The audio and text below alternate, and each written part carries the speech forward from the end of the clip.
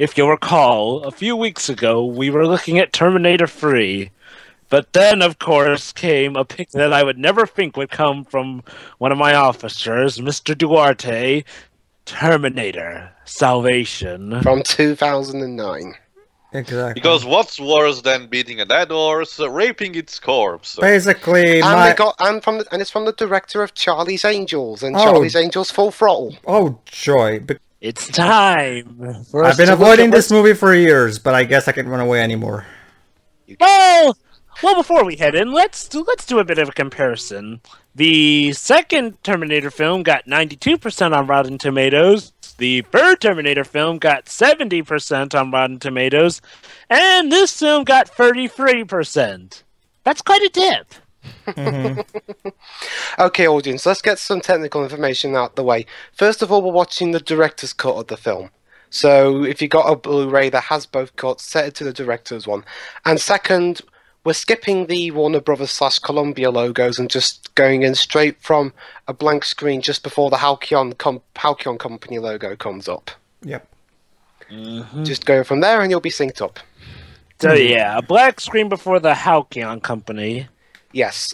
Oh, and in case your eyes are sore from the bad CGI, we apologise in advance. You're not making me more comfortable here, Dwebs. Pedro, it's only the tip of the iceberg. Pedro, it's a movie worse than Terminator 3. What are you expecting? I'm ready. Alright, let's go. Pedro, you do the countdown. Okay, 3, 2, 1, click. I wish I could say my video buffered, but unfortunately it did not, so we're stuck doing this. Oh, joy. What a shame. Okay. The one dang it, video. The one time I need you and my internet to screw up, and yet you both are working just fine now. Victor Kubiak and Derek Anderson present. What's it? Kubrick? Oh, Kubrick. Okay. Kubrick. And Morris Kubay from Puella Madoka Magi Madoka Magica. Sound, yeah, Wonderland. A McGee film. What stupid name? He's too cool. He's too cool for names, Dwebs. Oh look, it's it's Mr. Blandy McBland from Blandy McBland, the movie, aka James Cameron's Avatar. Well, if there's one thing I can give it some credit, it at least seems to have something similar to the original theme, unlike the third film. Yeah, you know what's stupid about this intro? What? It just said the title, Terminator Salvation. Oh, Bryce Dallas Howard! Yay! We've been running a lot into her lately, haven't we? I was just gonna say, sorry, I was just gonna say, you know, it just said Terminator Salvation in the title. Well, a few seconds later, it's gonna say it again. Yeah, really? I guess. But yeah, McGee thinks we're so stupid we can't remember what the film we're watching. Oh, kitty! Oh, hi, Helena Bonham Carter. Why? Is this a Tim Burton movie? Ha! Wow, I really don't like this version of the theme. It's trying way too hard. I guess Danny Elfman. So, Pedro, you know when this movie is set in the Terminator continuity? It takes place. This is from what I've heard. This is actually the story of what happened after Judgment Day. Okay, Pedro, if you want to know who did the score, it's Danny Elfman. Really? Yeah. But Danny's style doesn't fit with this movie at all. Pedro, you'll start to see a pattern here. Danny Elfman, Helena Bonham Carter. It's almost like this was supposed to be done by Tim Burton, of all people. I can't imagine Johnny Depp would be playing a Terminator, sorry. Okay. Yeah, basically, Sam Worthington's about to be executed for crimes against cinema. I mean, for crimes. So, who are these people? He's going to be executed. She's getting him to sign a consent form to have his body donated to research. Oh, yeah. Okay. That's nice. Post-apocalyptic research. Well, actually, this is a year before the apocalypse. Oh, okay. Yes. Basically, this is Dr. Serena Kogan of Cyberdyne Systems. Basically, she wants him to convince him to sign his body over for medical research following his execution. So, yeah, this is a year before the Skynet invasion, and she's in charge of a cybernetic unit. Excuse me? Okay, snogging. I forget. How charming. I don't even... What? That's what death tastes... Oh, yeah. Helena Bonham Carter has cancer. In this film. Oh. Should I care? Because I get the feeling she's going to be one of those characters that... You won't be seeing her again till like the very end. Oh. Then I might as well not give a shit. Yes. Wow, he's just as... wow, I think he's even blander here than he was in Avatar. Music by Danny Elfman. Costume designer Michael Why not just bring back Brad Fiedel? Yeah. I guess he was tired from doing. Actually, I think they were going to get back Brad Fiedel, but Brad Fiedel refused. He wanted nothing to do with it. He wanted nothing to do with this film. I can't blame him. But at least get a composer. I mean, for as downhill as his career went, even Hans Zimmer would be a better pick for a Terminator movie. His style just fits the series more. Well, Danny Elfman at the time had started to get a bit more variety in his film scores, and he was pretty famous at the time. So I guess they figured, hey, why not give him a shot? Okay, Jova, since you're America, I never understood this thing of having public execuation with spectators. There was one in The Artist too. It sounds very bad taste, as if someone is asking, "Oh, pass me the popcorn." Apparently, people often do this in real life to make sure that he's absolutely dead as a witness. Okay, I understand. Oh, guards seeing the thing, but other people, spectators. Hold on, let them speak. Yes, guess what? This film. Okay. The writing's a bit complicated. The writers for this film who are credited are the same writers from Terminator 3. Okay. Oh joy! So, but it's interesting. Apparently. Jonathan Nolan and Paul Haggis did uncredited rewrites of the script while they were on set. Oh, really? Which I cannot blame them for. Dwibs will tell you later when we get near the ending. Right, Dwibs? Yes. Yes, I will. As the war rages on, leaders of the human resistance grow desperate. Some believe one man holds the key to salvation. Roll credits, ding. Others believe he's a false prophet. His name is John Connor. The year is 2018. And yet the French the year is 2013. Wow, and still the apocalyptic world doesn't look anything like in the first two movies. Yep. Yeah, there's no darkness here. In fact, when you think about it, it doesn't even look that bad now, does it? They're not even trying. I mean, again, I'll just quote that Spoonie line. So yeah, the apocalypse wasn't that big a deal, I guess. Oh, you have no idea. Oh yeah, by the way, get used to all these explosions. So basically, McGee's trying to channel Michael Bay. Oh, joy! More like Roland Emmerich. Okay, Roland Emmerich. Then that's about. I mean, there's no racism here, so. And there's also are there any ass shots of women? Not that I recall. No. Oh, by the way, guess what page? Then it's Roland Emmerich. Basically, Dwibs. Oh, guess what page? Okay, go ahead, Jova. Guess what, Pedro? Linda Hamilton's in this movie. Wait, they actually dragged poor Linda back into this? Yep. As uncredited voice. Well, yep, as Sarah Connor's voice. Well, yes, they actually brought back Linda Hamilton for Sarah Connor in this movie. Well, I guess that's not too bad. At least, I mean, I guess it's not too bad, at least. Also, Christian Bale. Okay, I have nothing against Christian Bale. I just think he's horribly miscast as John Connor. I don't think he fits the role. I would just love for this franchise to fucking decide which appearance adult John Connor should have. Pedro? What?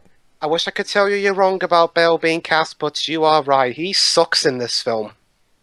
Which is sad because this was like a year after The Dark Knight, where Christian, he was a big name actor and everything. Christian Bale has proved in films like American Hustle and The Fighter that he can act very well. The problem is that he's. I'm sorry, Pedro. I can't hear you over all this gunfire. Ow. The problem is that he's not the right person for this role. Yeah, he really is. Big G, stop flashing. You're trying to kill epileptics. Anyway, I was about to say, basically, Dwibs, the formula goes like this. Roland Emmerich plus racism plus over-sexualization of women equals Michael Bay. That's how it goes.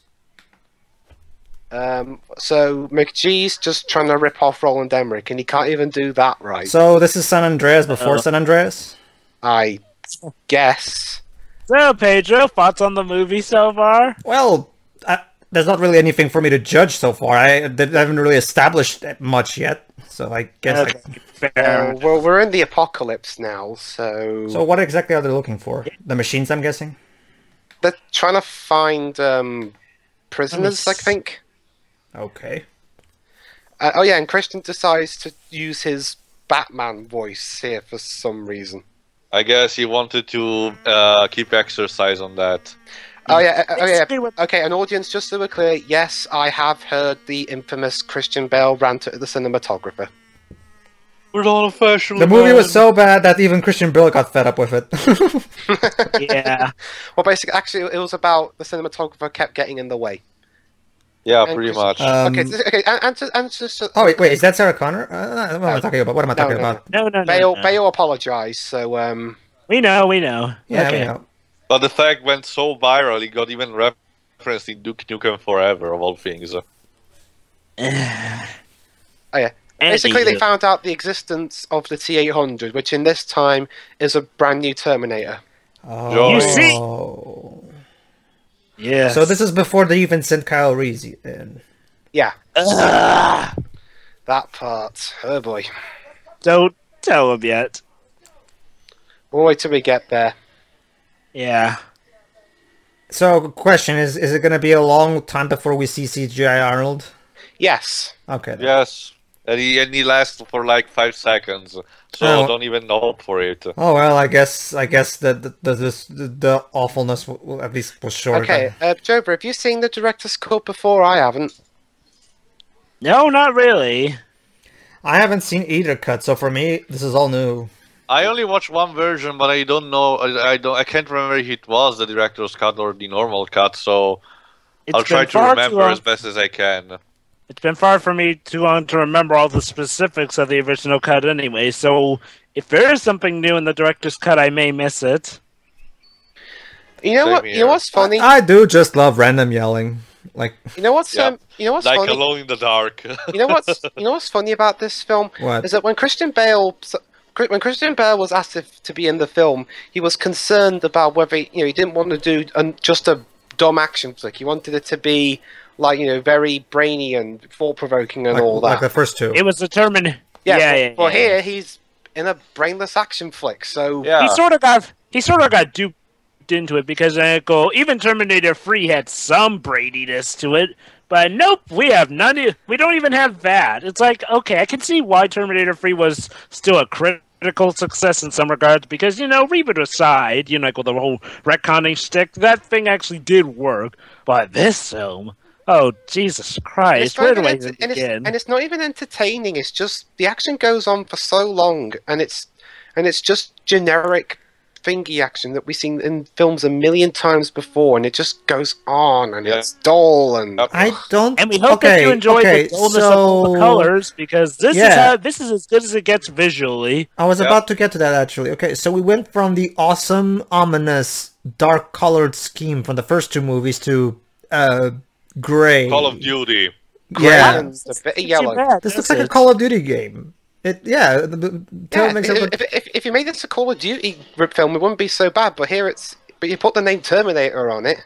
Ah, yes. They actually made a game out of this movie. If I recall.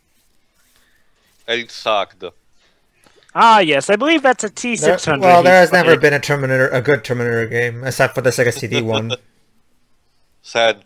Such a shame. The best one is for a system no one owned. I heard that there was a good Terminator 3 Rise of the Machines game. From what I've heard, only the Sega CD one is worth a shit. I'm screaming. Was he channeling Rob Brown there?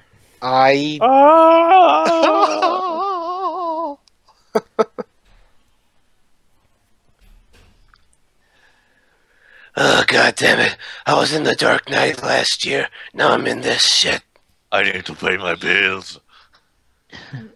Poor Christian Bale. It's not even a matter of bills, actually, not when you think about it, because Batman Begins turned him into a star, because he was already relatively known before Batman Begins, but Batman Begins was the movie that really made him a household name, you know? So by this point, he didn't really need to, you know...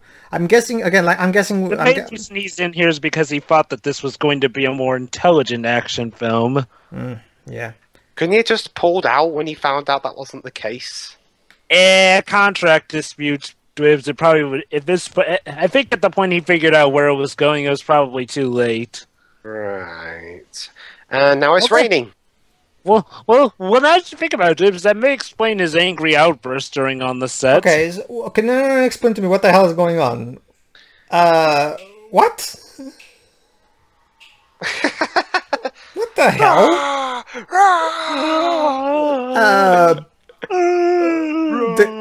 Is this cut footage from the rant? Is he covered in mud or chocolate? What the fuck is going... Wait, is that Ken Watanabe? I don't know. He's a guy. Also, high CGI that looks worse than even Terminator 3. Well, so... Oh, now I remember. Oh, no. So yeah, that happened. Well, I don't know why it happened, but I guess it happened. Oh, now I remember. You remember that guy who got killed, you know, at the beginning of the film, who subjected his body to science and everything? Yeah. Well, that's him. Apparently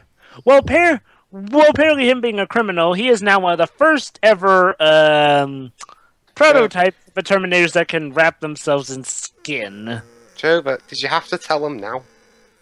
Well, we know that's him. It was clearly him. The only reason you can't recognize him is because of the mud. But yeah, you just saw him. It's so stupid, but it might as well get it out of the way. I guess. And it wasn't...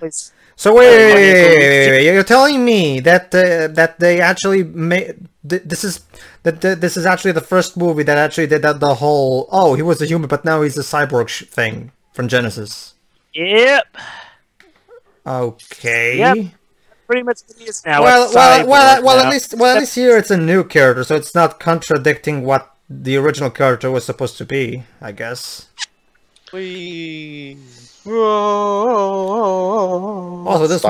Also, is this movie actually going to, you know, where's the story?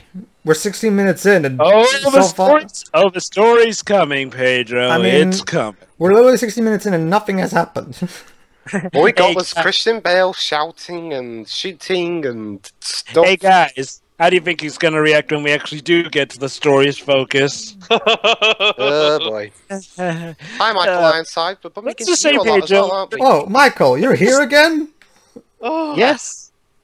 You were so funny in Starship Troopers. I missed that. Okay. Yeah. Oh come on, Michael!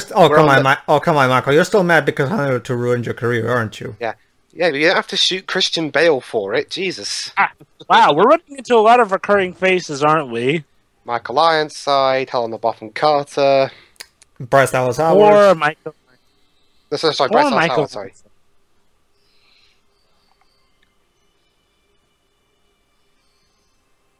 We found that.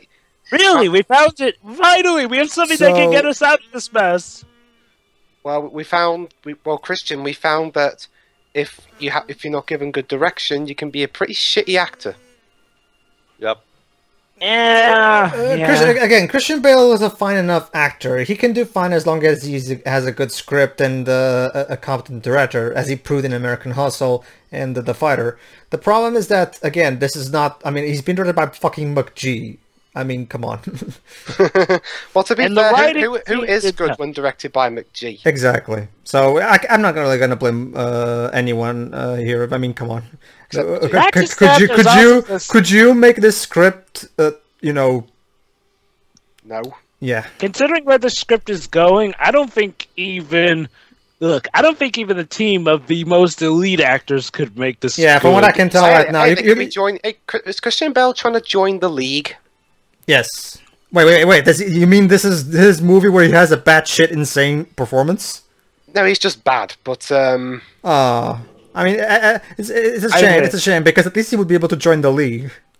Yeah, in case you don't know, audience, the League is something from a Nostalgia Critic review. Watch the Nostalgia Critic's review of Jupiter Ascending. You'll know that.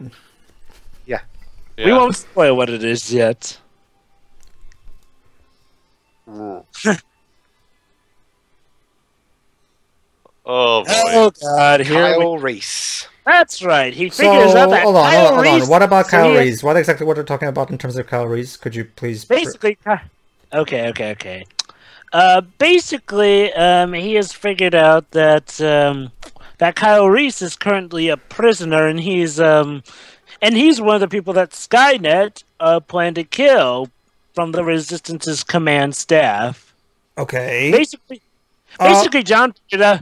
Basically, what happens is that John figured out that he was only number 2 on the list that Skynet wanted to kill. So we asked, who's number 1? And basically, number 1 was Kyle Reese.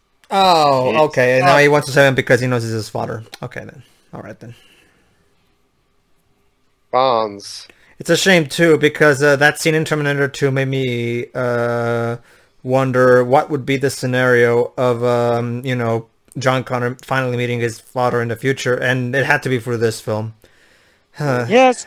Hi, Bryce Dallas Howard. Oh, yeah, fun fact about this movie. You remember how the actress in Terminator 3 was sort of a last-minute replacement for who was originally going to play Kate Brewster? Well, guess what? Once again, Bryce Dallas Howard was the last-minute replacement for the actress who was going to play Kate Brewster. Well, technically she's called Kate Connor now. Well, if it's any consolation, she's much less annoying than she was. Yeah, they replaced her annoyingness with boringness. Yeah. Oh, yeah, by the way, she's pregnant. Woohoo. Yay, I guess. Oh, my God. Okay, here we are. Here's Sarah Connor.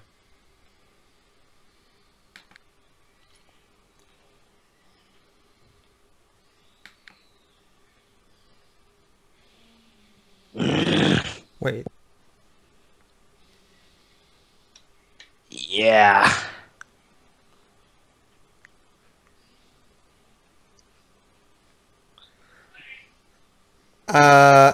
Bullshit. Yep. That's not how the actual.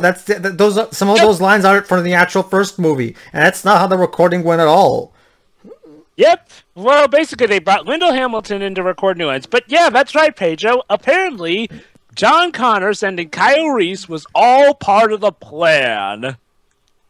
No, we know. I mean, Terminator 2 pretty much implied that.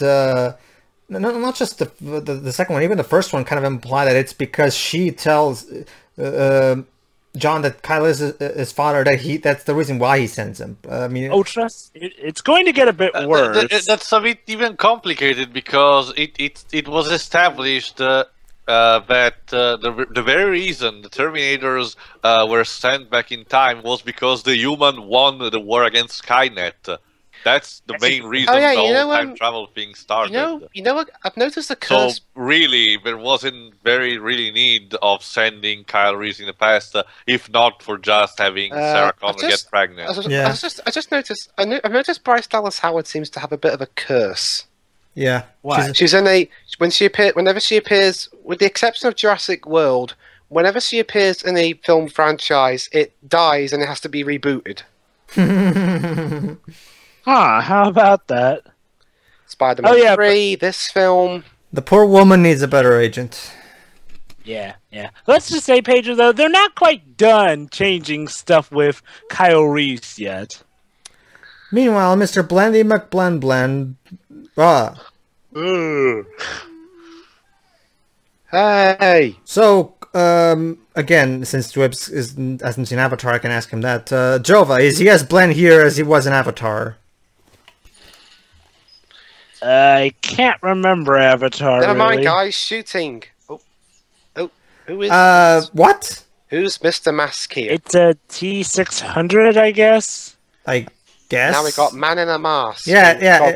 For those that don't remember, in the first movie they referenced that the 600 series had rubber skin, so I guess that's the one. No. Ow. It was the 800 series that had. No, Joe, but the T800 is the one from the first 2 movies. Arnold, aka Arnold. Well, I'm talking about the T600, exactly. The T600. He said the catchphrase, come with me if you want to live.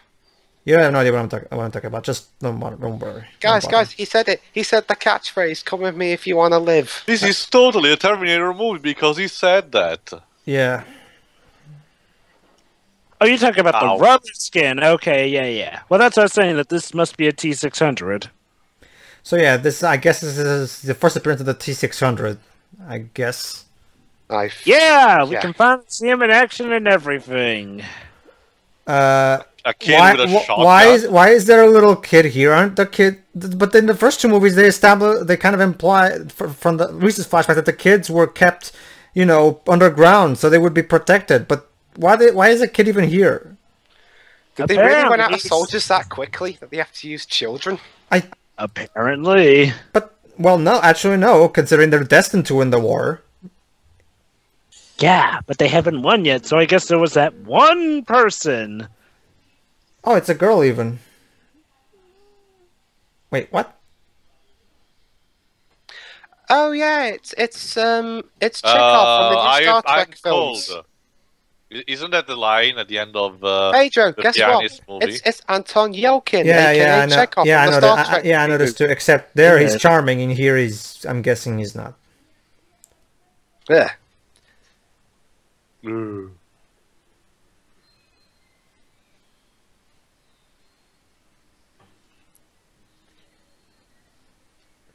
Yep, He's once again he's reprising his. Well, and then again, this movie came before Avatar, if I remember correctly. So yeah, basically in Avatar he was reprising this role. No, Avatar was in 2005. It was in 2008. No. Avatar was 2009 too. Huh. Avatar came out in December 2009, whereas this, I'm guessing, came out in the summer, right? Yeah. There you go. You know what's sad? What? Gee, a summer movie that sucks. Never seen that before. There's some actually wasted a pretty talented cast, and Sam Worthington. Sam Worthington is not really talented. That's why I said and Sam Worthington. Okay. Yeah, pretty much. Well, it's not basically like whenever someone says like talented group and insert name here. Yeah. All right then. That'd be like me saying. That's just the problem. You could get freaking Marlon. Yeah, that's just the problem. You could get freaking Marlon Brando and Al Pacino here. It wouldn't make any difference. The acting will still suck because it's just not. I will be weirdly fascinated though by the idea of seeing a Danny DeVito style Terminator. What, Penguin Terminator? Sure, why not? I had it now, Penguin Terminator. Oh god, nothing but. There actually was something like that in the DC comic. Would be more creative than this, at least.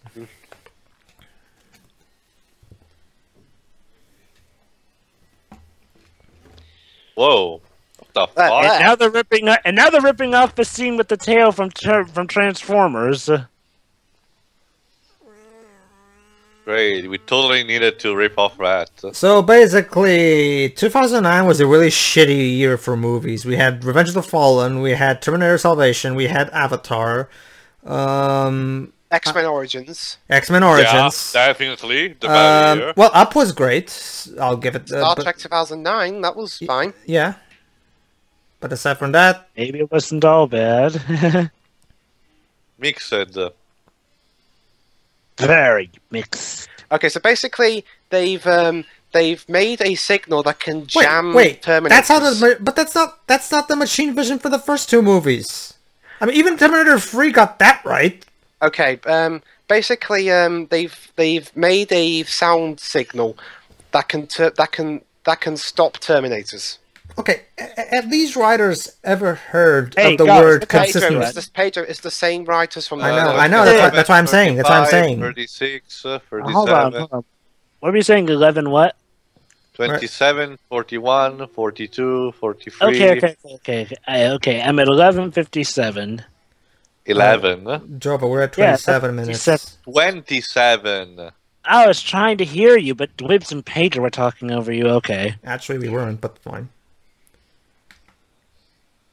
It's not like there's something going on anyway. Okay, I'm at 28:52. Okay, I'll tell you when we got there.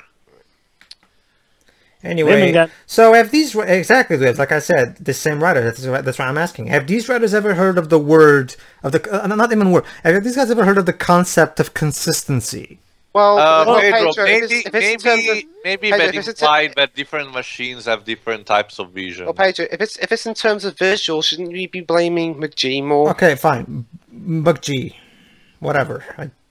Whatever. Well, for what you Jova, no, we're not yet. We'll tell you. Don't worry. Well, from what you've told me, the writing itself is the biggest problem. So, and well, there's both writing. It is. But and unlike, Jova, 3, 2, 1, click. Yeah, but this time, unlike Good, T3, this film can't even boast that it has good direction. Mm-hmm. And also, yeah, it's like McGee. It was like McGee with his $200 million budget couldn't afford a tripod. Almost all this movie is done on handheld cam. It's shaky. Well, there's a difference between handheld cam and shaky cam. Handheld is where you're holding the camera, so moving like this is, of course, natural. Whereas I get that. It's just shaking the camera like. I know that, Dwebs. I wasn't saying it's a shaky cam. I'm just saying it's like, well, even so, there's always the teeniest bit of shaking, and it just feels shaky to me. Ugh. Yeah, it's like the movie can't stand still for a bit. It's like, hold still, dang it! I'm not on a ship or something. Yeah, Hunger Games did this really badly. The first one. Mm-hmm. It's like Joss Whedon is the only one who remembers that tripods exist. And now here we are back in back with the lovely adventures of Christian Bale and Bryce Dallas Howard. And he's sending a message. Wow. And yeah, basically Christian Bale delivers us with no conviction whatsoever. True. But from what we've managed to gather, he was actually directed to do it like that. From what we've gathered, he didn't like this movie anyway. So yeah, I know. And then again, you're being directed by McGee, so yeah. Gee, I'm directed by McGee. That's what you know. When there's someone who reviewed this film, he actually had that in his mind. You know when Christian Bale flipped his shit at the cameraman? Yeah. His theory was that Bale finally realised I'm in a film directed by McGee, and that's why he flipped. He couldn't take it anymore.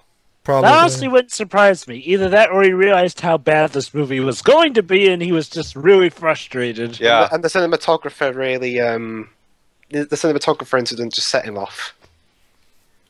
Well, then again, from what I've heard, McGee films kind of always have this problem. Actors, there's all sorts of fracases and... Heck, Bill Murray once punched him in the flipping face. Wow. Yeah.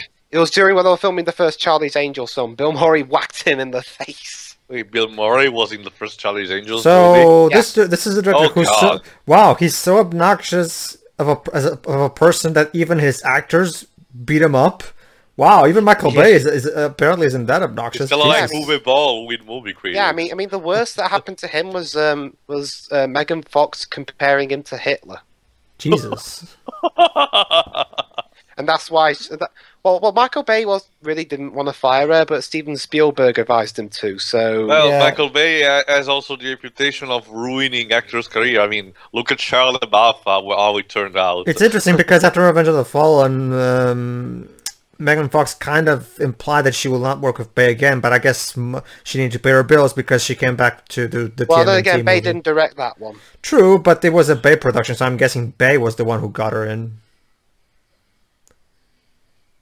Right, let's go east.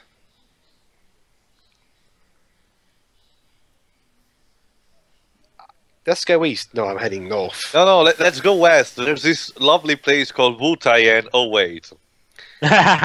Hey, don't go dragging my village into this. Well, Yuffie, would be the least your village could pay us back after... Okay, I'm really confused. So, who's the main character? Is it Sam Worthington? Is it Christian Bale? Is it Chekhov? It should be John Connor, considering this is the fucking war he's supposed to be fighting in. Yeah, that's another thing. Surprisingly, for a good portion of the film, the film has trouble focusing on John Connor. Connor barely does much throughout the middle of the film. So we're 42 minutes into this, and there's still no plot to speak of. Yep. What's the plot? I don't know. What's the plot? I don't know. Well, I'll give it this. I'll give it credit. I mean, Final Fantasy 14. It's still better than Final Fantasy because Final Fantasy 14 took 30 hours for the plot to finally submerge. Yeah, or emerge. Well, actually, again, you're sorry. comparing a game plot to a film plot. True. Like, True. How long does this one take? This well, we wrote the director's cut, so it's the film Alright, lasts okay, 118 all right, minutes. I'll analyze it myself then. Okay. Oh boy. We're not made of metal.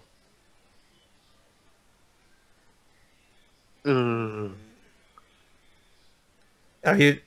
Foreshadowing. What if one prefers to be cremated? That's racist of you, thinking of someone. Wait. The What? Okay, what- suddenly action. what is? Wait. What the? Skynet's after them. What is the Millennium? For a moment there, I thought the Millennium Falcon was chasing them. It's a better franchise. Try to bury this one. Yes. It's like Han Solo finally thought, maybe we should Yeah. just get rid of him. Yep, that's... That looks more like the flying machine that Eggman uses. That thing doesn't even look like Again, it's actually there. It's like I said, the CGI from Terminator 3 looks better than this. Remind me again, do Sam Winston was not involved in this, I'm guessing? Well, he died around 2008, and it was production. I think his team was in some capacity. And it shows. So basically Stan Winston died mid-production. And also, And it he was shows. he was actually supposed to cameo in this film, but his illness was too extreme at that point. It's a shame. No, don't shove Anton Yelkin out. He's a better actor than you are.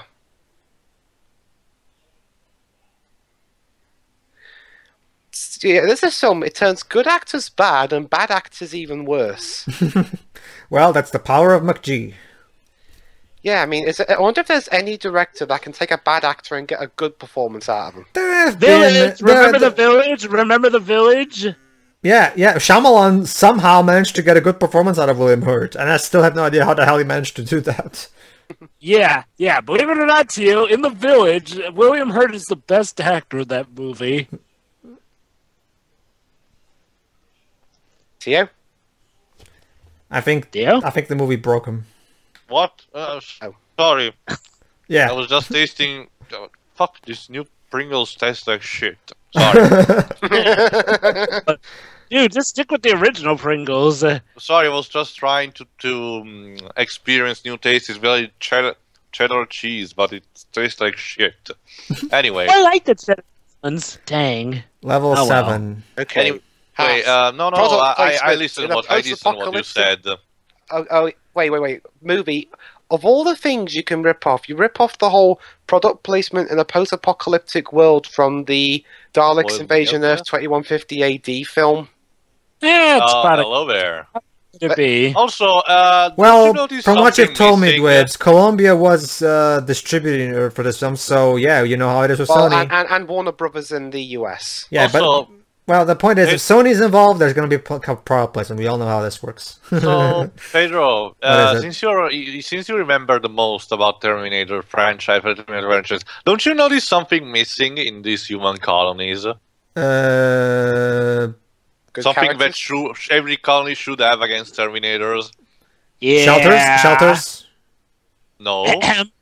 Should I give him a hint? They never focused all that much on the actual future parts. They were just mostly flashbacks, so we didn't. No.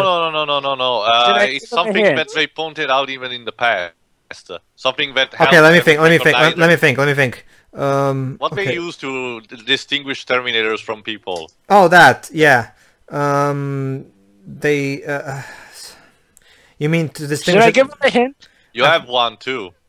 Go ahead, Jova. Just tell me, Jova, just so we can get this. There over are with. no fucking dogs. Oh yeah, the Bark, dogs. bark. You're right. No dogs! That's right. No dogs are to be seen. Even though everyone from the future knows that they use dogs, yet we don't see Okay. anyone use a dog here. I'm absolutely convinced. the writers of this movie and Terminator 3 took writing lessons from the writers of Terminator 2. Let's make sequels without watching the first. Let's make sequels to a franchise without actually watching the franchise. But that doesn't make sense because, like you said, Terminator 3 still respected it, and yet these are writers from Terminator 3. So somehow they forgot something from their own movie. Okay. How do you explain that? Well, again, this got uncredited rewrites, so maybe Jonathan Nolan and Paul Haggis messed it up. I guess. No. We don't know how much we can blame on that, Dwebs. That's CGI. Ugh. Also, no one heard that fucking machine arriving. Not to mention, it's giant and massive, and yet no one noticed it. It's like the fucking T-Rex in Jurassic Park. Not to mention, having random rewrites, scripted rewrites, always leads into shit like this. Let's not forget what happened with What the fuck? let's not forget what happened in 2008 with Ed Norton suddenly deciding, you know what, I'm going to become a writer for this movie. And what about Quantum of Solace? That suffered the same problem, didn't it? Yeah, that too. And I still have no idea what the fuck that movie was trying to do. Okay, wait a minute. What the heck this movie's Okay, trying to do. okay. You're not going to replicate the dark look of the flashbacks from the first two movies. You could at least replicate the actual machines. I mean, seriously, this looks nothing like a Terminator movie should look like. Oh, what, Pedro? Surely you remember the giant Terminators like that. No. And Pedro, don't you just love how the CGI here looks worse than the film was made in 1984 and 1991? Oh, you mean, yeah. Well, actually, the first movie didn't have any CGI whatsoever. Well, did the 1991... Yeah, Terminator 2 did, yeah. Yeah, 1991, Terminator 2 had, with the T-1000 mostly, but the first one didn't. So, and now we're reaping War with War. So I'm guessing there's exactly... So even though Sam Winston's team was involved somehow, there's no practical effects whatsoever in this movie. No, there's some here and there. Okay, do you want to hear the budget and box office for this film? Go ahead. Sure. This film cost $200 million to make, and even though it doesn't really show it, and the box office was $371.3 million. So while it did make back its budget, it wasn't a huge mega hit. So let me get this straight. $171.3 million. So let me get this straight. District 9, a movie that had like 40 million of budget. 30 million, yeah. Yeah. It managed to have better CGI effects than this. Gas leak. How do you... But... Let's just say this is a movie that's even worse than Neil Blomkamp. What? Fire! Wait for it. Well, the thing is with Neil Blomkamp is that this movie still has no plot whatsoever, whereas with Neil Blomkamp, he starts off with some semblance of a plot, and then he completely abandons it for random action. So, kind of... So it's the opposite in this movie, I'm guessing. It starts out with random, mindless action, and then suddenly tries to have a story. Sort of. Oh, hi, Kyle Reese. Okay, is something going to actually happen in this movie aside from CGI nonsense? Oh, now I remember. Actually, Pedro, you're probably going to be pissed off at this, but yeah. You see that giant Terminator? Yeah. That's actually the T-600. Wait, what? But that makes no sense! The giant one is the T-600. How do you go from giant to tiny? That makes about as much sense as going from a black hedgehog to a giant fucking dinosaur. That's actually an interesting thought. Why Skynet should send someone back in time to just kill John Connor instead of trying to have Skynet rising up earlier than now usual? that you think about it, why the heck didn't Skynet ever send back one of these T-600s? Yeah. No, Joe, but remember, the way the time machine works is nothing dead will go. You have to, that's why the T-800 and the T-1000 were the only ones who could go, because they actually have human skin and flesh around the metal. Fair enough. Good point. But even still, you think that they just would have put some human skin on this big guy and, put him in there. I don't know, the same way that they somehow downgraded. Seriously, this is the T-600, and this is supposedly obsolete. Oh. That's why all the Terminators in the first 3 movies all came in naked. Yeah. Exactly. That makes sense. Wow. Bang. Oh, yeah, did you know Terminators had bicycles?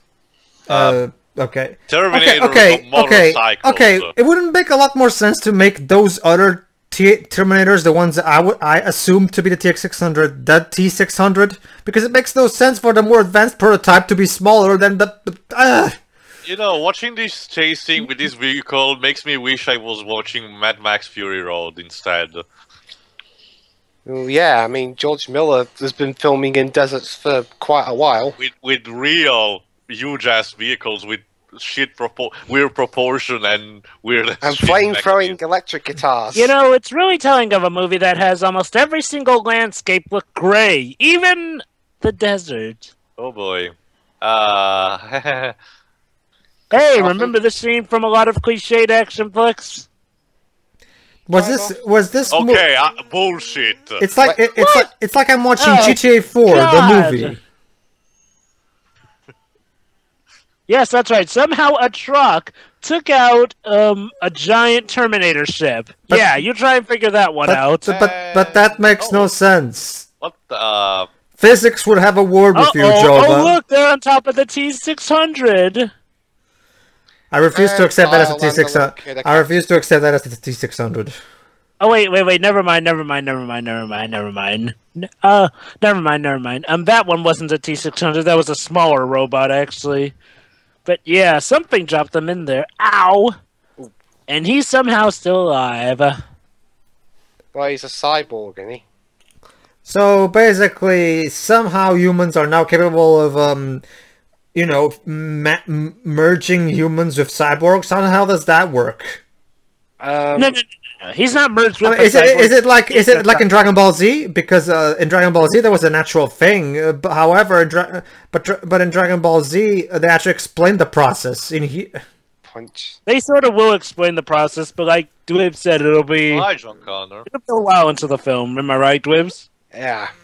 My problem is okay. I don't have a problem suspending my disbelief in believing that there's such a thing as turning a human into a cyborg. The problem is that it has to fit with it doesn't fit in the Terminator universe. That's not really something that fits with this universe. I mean, in Dragon Ball Z, one clever thing about the way DBZ did that thing is that the scientist responsible for that was actually someone who survived something from Dragon Ball 1, the first series. So it was a clever way to, Dr. Jero. Yeah, Dr. Jero, yeah. So it was a clever way to, bring back some mistakes that Goku made in the first series. Consequences and shit. But in here, it's just... in DBZ, it did not have much of an impact on me because maybe it's my memory that it's faulty, but I couldn't remember someone as Dr. Jero in the first saga, so it came to me as Toriyama pulling something from the past just to remember. Yeah, this is still Dragon Ball. Remember? Anyway. Okay, so now Kyle and the kid are captured.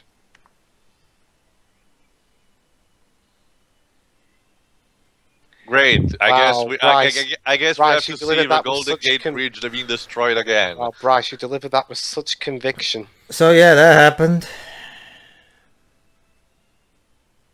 And I still give no shits about anything or anyone. Wrong movie. Go back. Okay. This movie isn't even pissing me off all that much. It's just mostly just boring so far. Oh, Pedro, wait until we get to the good stuff. Like seriously, there's no plot to speak of. The action is boring as hell. Like Pedro, you're really tempting your fate. Trust me. Do you really want to tempt this movie that badly? No. Fine. I'll shut up. I said the same thing about Final Fantasy XIII. Fine. Oh, is that guy trapped from the parachute from Jurassic Park 3 or something? How did he land it here? I don't know. Failed parachute landing. Oh, it's a woman apparently. Is that Zoe Saldana? No. Oh, okay. It's because I've got the cast list Lucy here. Moon Bloodgood. That looks like the name of a Marvel superheroine. She plays Blair Williams. So let me get this straight. Her actual character name makes more sense than her actual real name. That's wonderful. Yeah. I'm sure we're in good hands. Wait, Moonblood. I think I've heard blood. I don't even. She was in the TNT television Falling Skies, if that rings a bell. She was in Street Fighter: The Legend of Chun-Li. What she was playing? Detective Maya Suni. Oh God. Well, I haven't seen that film, so Don't do that. The only watchable thing is Michael Clark Duncan, and even then, I mean, at least the first Street Fighter movie was fun. Legend of Chun-Li is just boring. I don't know. For some reason, I get the feeling that this is probably another less. I'm getting the feeling this role was probably meant for someone like Olivia Wilde, but then they got this actress for some reason. Well, it doesn't say anything about recasting for this character, so... Wow, even Webbs is bored out of his mind. Well, wait, wasn't that guy trying to make create a hole in the thing? I mean, it looked like he was succeeding. So why aren't the guys trying to enlarge that hole? No, nothing, nada. I guess. We're just hoping here. Well, they're stuck here, so... No, that's what he's saying. When the guy jumped off and started using the hatchet to open a hole, it looks like he was succeeding. He'd opened something that even if you don't have tools, you can use your hands to enlarge. Yeah.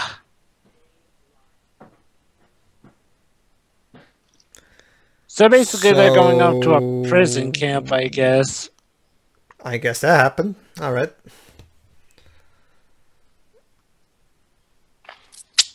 And now it's raining again. Hallelujah. It's like McGee has only two modes of directing in this film. Directing in rain and directing in near grey. Is he British? No, he's American. No, because the style looks fitting. So yeah, Kyle Reese in this film was played by Anton Yelchin. Yeah, I just said that.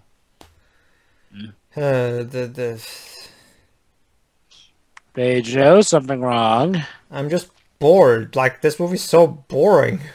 Yeah, I was bored out of my skull. In fact, I had to pause this for quite a few times when I was watching it. Yeah, I agree. It gets boring up until the part where it sinks to god awful. Yeah. Sadly, this movie has two modes. Boring and god awful. Oh, hello. That's the poorest excuse for a titty shot I've seen. Hello, pointless breast shot.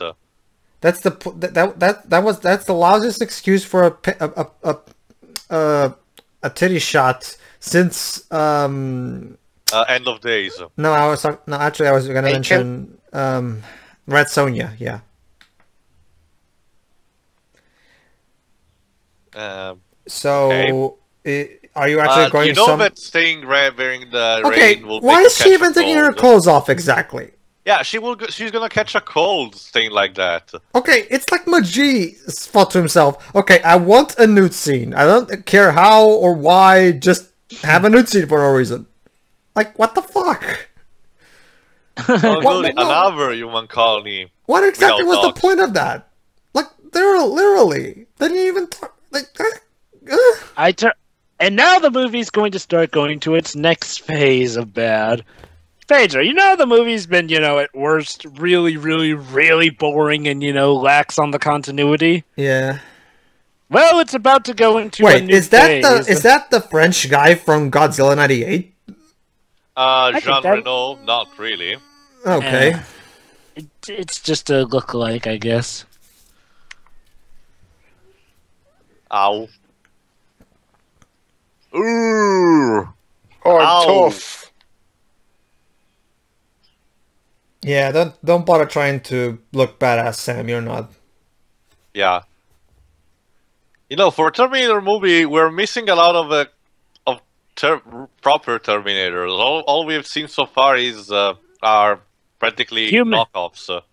Well, we saw the T-600, the giant one. I mean, the heart of the first two movies is, of course, the human characters, but that doesn't mean we have to.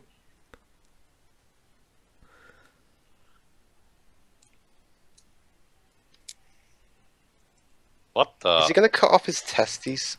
I don't even know what's going on. Who are these guys who assaulted them? Even I guess They're a it's human supposed to colony. represent what humankind They're a human is colony. for.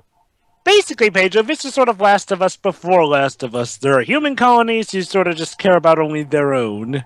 oh, okay. Oh yeah, speaking of you replacing actresses, you know, Helena Bonham Carter actually wasn't supposed to be in the film. Jesus Christ! Is there someone in this movie that actually was supposed to be in this film actually here? Christian Bale himself. I guess. Or Christian Bale. So basically, everybody managed to get out of here in time except for Sam and Chris. Yeah. I guess they weren't so Close. lucky. Honestly, can you blame them? No, I can't blame them. No one here is doing it. Okay, I don't care, lady. I don't even know who you are. Well, too bad. The movie's going to start wanting you to care about her, whether you want or not. I don't know if any of you guys played it, but in terms of character relationship and focusing on different characters, this movie starts to remind me a lot of what happened to Resident Evil 6. Oh God, you're right. I mean, think about it. We are focusing on different characters. Most of the action is boring. A lot of them seems to come from a completely different product. Okay. In case of Resident Evil 6 was from House of the Dead. Can someone And the please explain? continuity is fucked. Can someone please explain to me why I'm supposed to give a shit? Who are these people?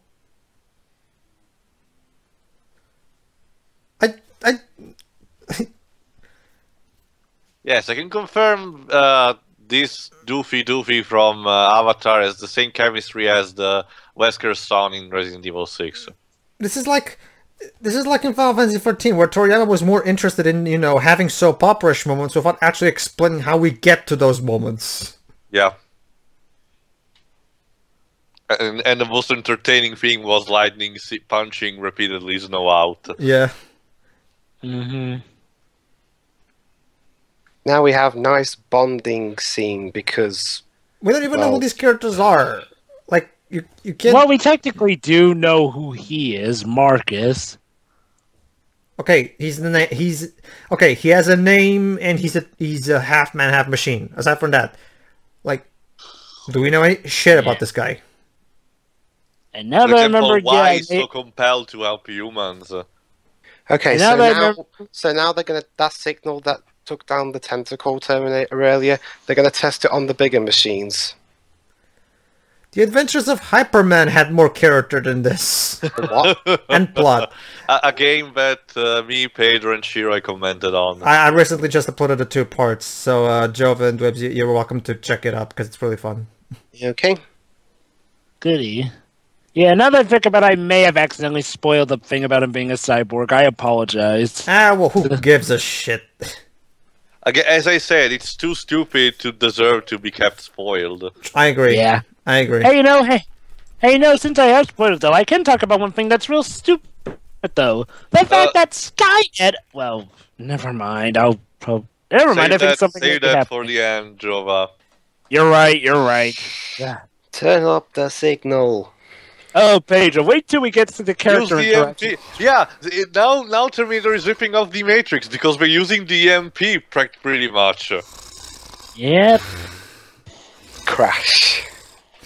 Isn't this so exciting, Pedro? Oh boy, I think Pedro's asleep. Shall I try and make him... Quickly, I'm not going there. There might be a plot point hiding in there. Quickly, Dwibs, we need another booby shot to make it Pedro, think I'm of here. Monica Bellucci. Oh yeah, awesome. At least Matrix had Monica Bellucci. And so will James Bond, apparently. And what is this movie giving us? Matrix Reloaded. Matrix Reloaded was more exciting than this. Jesus Christ! And that movie had a car chase scene that lasted for like 1 hour. Matrix, like I said in our commentary, Matrix Reloaded was boring as shit, but it was like super exciting compared to this. This is so boring. And now you see one of the reasons why this movie is so negatively regarded. But that's only one layer of it. Damn him. Damn him to hell. Oh goody, more of the resistance. Oh yeah, that's right, there's an actual resistance in this movie. Oh, did we almost forget that? Oh, that's what the character was called, Star. Thank you, Anton. Yep. Oh god. Okay, question, Dweeb, since you probably already did research on this. Who's writing Genesis? Let me check the site. Luckily, I'm watching it on my Blu-ray, so there'll be no video lagging on around these parts, sir. Later, Carlo Gridis and Patrick Lucia. What did they do? Okay, let's check Patrick Lucia first. Okay. Oh, look at that! Look at that! The one's wrapped in rubber. Okay. What are you talking about? Films? Yeah, films. Okay, films. He wrote Dracula 2000, Dracula 2 Ascension, Dracula 3 Legacy, and Tribeca 3D. That doesn't feel What's the last one? Later, Calogridis. Alright, what about the other guy? Well, woman, actually. Woman, whatever. Yeah. She wrote Alexander, Night's Watch, Pathfinder, an episode of Bionic Woman, was the executive producer of Avatar, was the screenwriter of Shutter Island. So basically we're fucked. Yeah. And yeah, and I had the director of For the Dark World. Yeah, like I said, we're fucked. That movie is destined to fail. But I'm going to watch it anyway, just to find out. Some people might say, well, Aaron Kruger wrote The Ring, and that movie was fine. What? True, but... Oh no, a landmine! And look, and just like... So yeah, Patriot gets taken out by a landmine, and all of a sudden, boom, we cut to him being taken in to get healed. Okay, yeah, maybe... So bad. Okay, here's an idea. Actually show us this before everything else, so we can actually know who this... Oh, so this is how she knows him. Yeah, it probably would have helped if you started the movie here, you fucking morons. Like, like it's like the... Okay, did David Cage... I'm guessing David Cage saw this and thought, this whole non-chronology thing, yeah, I'm gonna try this. I mean, yeah, true. This movie came out 1 year before Heavy Rain, but I'm guessing he was too late by that point to try. Oh yeah, they realized just now that he's a machine again. No fucking dogs, so because who the fuck cares about continuity? By the time he saw this movie, Heavy Rain was far too into development. He couldn't actually make it non-chronological, so he did that for Beyond Two Souls, I guess. Oh yeah, that reminds me. You remember how Kate Brewster was just a vet in the last movie? Well, here, she's a full-fledged doctor and everything. No, that's not how it works. Because she had all the qualifications to be a doctor. It's a classic Hollywood cliche. If she's a vet, she can also cure on you. That's not how it works, okay? Pedro, at this point, this movie is going to get even dumber, believe it or not. Unless it's a clever message of saying that the actors can act only as dogs, so... Out. You're giving the movie too much credit, too. Christian, back away, please. Thank you. No, well, it's a way of saying here in my country that... they're trying to do religious symbolism. Yeah, No. No. They're not trying to do that here, but yeah, they're basically showing us, yeah, he's actually a cyborg. And look at that. That's religious oh, come on. symbolism. You honestly can tell me this isn't crucifixion symbolism? No, it's more a symbol of Samson. Yeah. But it's still religious symbolism. Okay, fair enough. No! So yeah, Marcus is now horrified to realize that he's actually part machine because he believes himself to be human.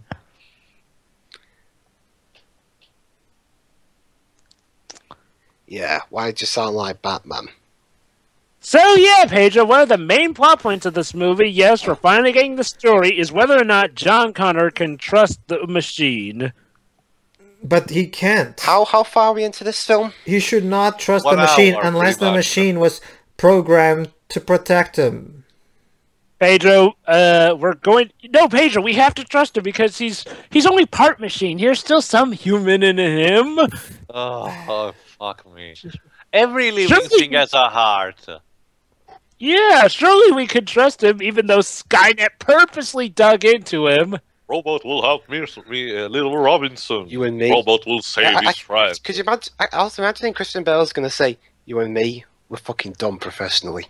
I'm guessing McGee thought to himself, okay, your Batman voice has become popular, so just do it all the time in this movie too, even though that makes no sense. No, but resistant. I've seen something. Ready to believe. Yeah, Kyle Reese. Oh, that reminds me, we still haven't seen Kyle, have we? No, we did. We have seen him. He's still prisoner. Oh, really? Apparently.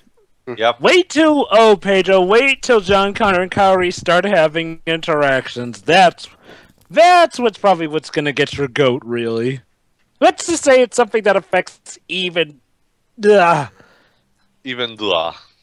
Terminator 1. Who's blah?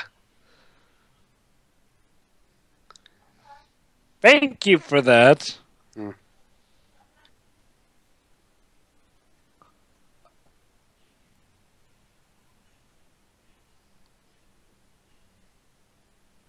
Yeah, gee, yes. So yes, Pedro.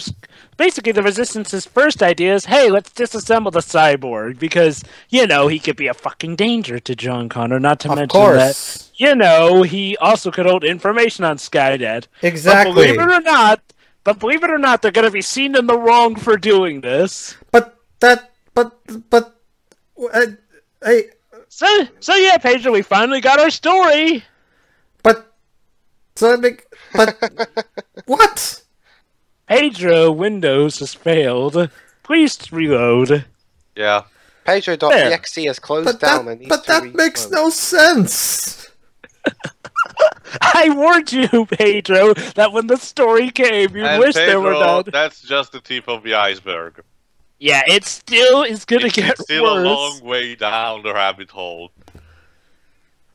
Oh God! Now I remember why I haven't seen this movie in a long time.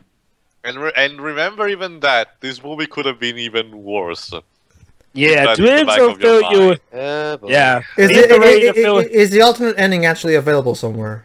No. It was just a dumb concept that okay. never got out of screen time. Don't worry though, Dwibs will be at the ready to fill you in at the right moment. I'm Wolverine for no reason. Whoa. I'm actually surprised they didn't get Hugh Jackman for this role. Well, then again, you're busy doing X-Men Origins. True. Yeah.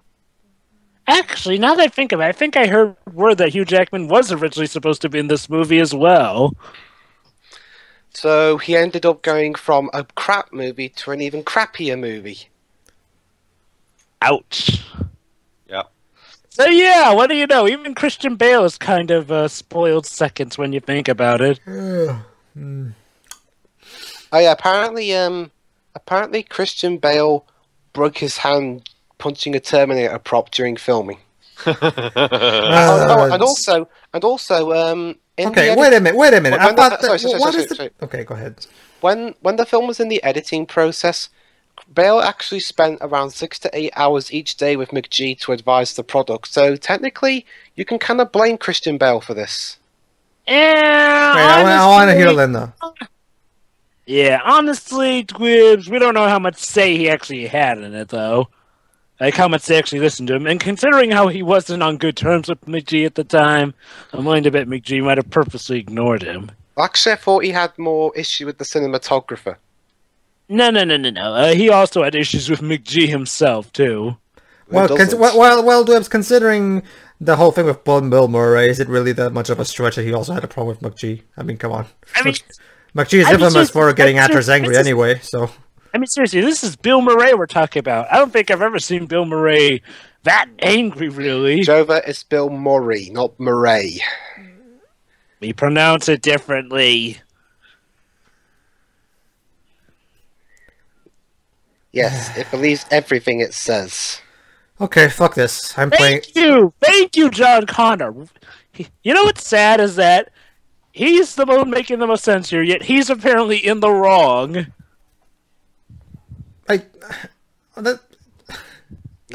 Did the writers accidentally screw up their priorities mid-writing? Because you're getting things all backwards. Shrug. Okay, fuck this. I'm playing more Miracle Mask. Oh, no, hey, Joe, come back here. You picked this movie, and you're going to take responsibility for it. But Miracle Mask is actually well written. Well, too bad. Hey, look, you brought me back to this film. Now you have to suffer through it. Besides, I'm too busy playing the crossover while also playing this.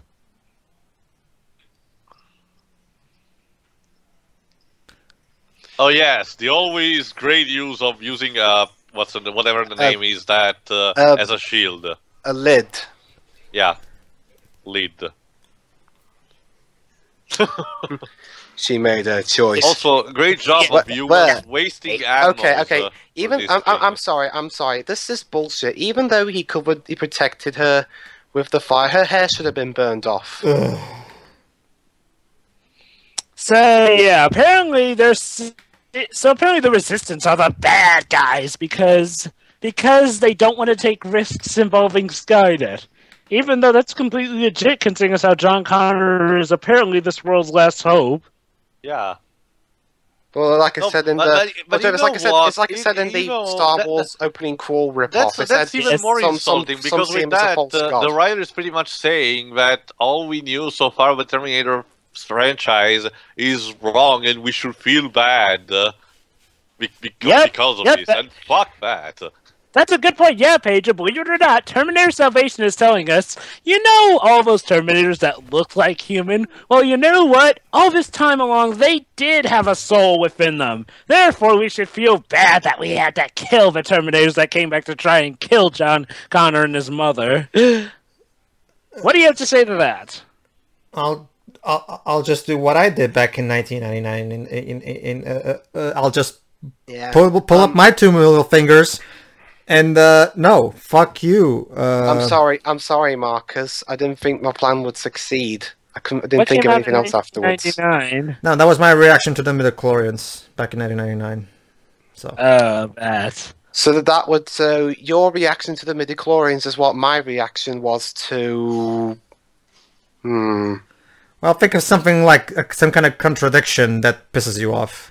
Blade Trinity, I'm guessing. Yeah. Blade Trinity's contradictions. So yeah, Blair Williams, top-ranking member of the Resistance, is now all of a sudden working with a part Skynet robot. What am I looking at? I haven't the foggiest. It's amazing.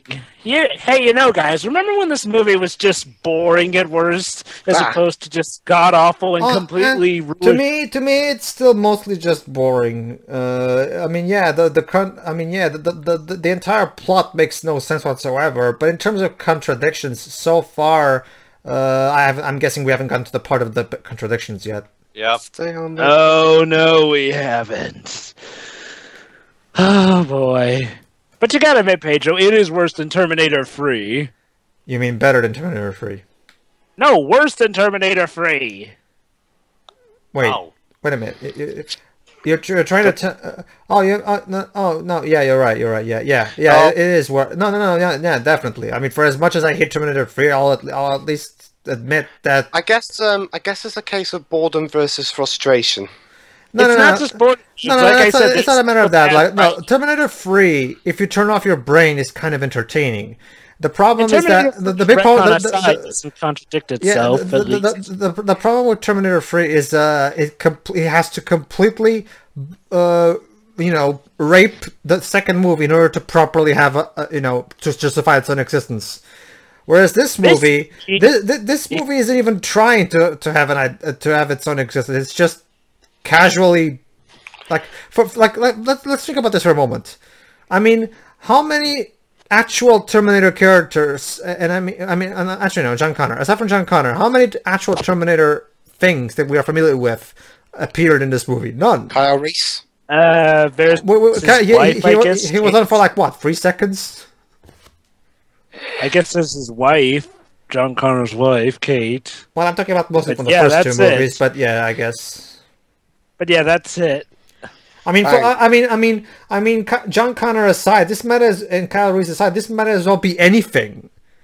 I mean, you could. I mean, for the first half hour, this might as well have been anything. Hell, again, all you have to do is switch out the characters' names, and again, this movie could have been anything. Like, what the fuck? This movie has no identity. It's not even trying to rip off. I mean, I'll give Terminator 3 this. I mean, yeah, it was ripping off the plot for the second movie, but at least as a result, it made itself clearly a Terminator movie. This doesn't even feel like a Terminator movie. Even worse is the fact that this movie attacks the entire franchise. Well, we still have yet to get to that big twist. Oh god. But let's not also forget the twist that apparently all Terminators really have a heart within them, and thus they're as vital as humans. Please care deeply for these Terminators as they kill humans. Oh yeah. Even the another thing. Even the music composer was a last-minute replacement. Oh, of course. It might as well be called Terminator, last-minute replacement. Yeah, might as well. Because guess it was supposed to. It was actually supposed to be a. They had 4 people in mind. They had Gustavo Santaolalla, who is famous for his work on The Last of Us, to do music for the human characters, while having either Thom Yorke or Johnny Greenwood do Skynet's themes. And apparently McGee also wanted to discuss Hans Zimmer doing the score, but he was unable to arrange a meeting. So who did they originally have before Danny Elfman? Gustavo Santaolalla, Thom Yorke, Johnny Greenwood, Hans Zimmer, but they couldn't arrange a meeting with him. And hell, they even did ask Brad Fiedel to come back. It's a shame because I'm a huge fan. It's a shame because I'm a huge fan of Gustavo. But he said he wasn't interested in doing the same thing. Well, actually, I was talking about Gustavo, but yeah, sure, that works too. Yeah. Oh, well, what do you know? So now that the cyborg tells them he can get them into Skynet, now they want to let him live. However, McGee wanted Elfman to give those themes and ambient sounds a Wagnerian quality, quote unquote.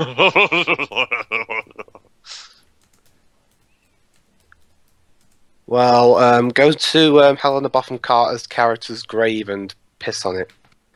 Do it like do it like Sense8. Yeah, Pedro, there was a scene in the first episode of Sense8 where a character pissed on his father's grave. Oh, wonderful. Because, you know, the Wachowskis and their subtleness knows no bounds.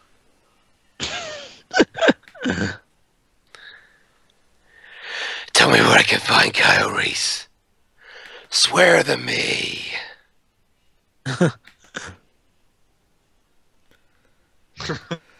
You're right, he is still doing his Batman voice. Seriously, McGee, couldn't you have told him, no, you're not doing Batman, mate. You're in Terminator Salvation. Again, Dwebs, question: have you seen American Hustler? Also, no. Yeah, because he's completely different from his Batman persona there. I mean, he can do fun and can do plenty of. He has plenty of great range. It's just. Well, I've heard conflicting opinions on American Hustle. Some like it, some think it sucks. Well, I'm talking mostly about his acting in that movie, not the movie itself. Right. You traitorous. I mean, I have my issues with that movie too. Don't get me wrong. Jover. When I saw this scene, at the end of it, I was laughing because of. Oh right. Oh yeah. Yeah. Why did you do it? I saw a man, not a machine. Okay.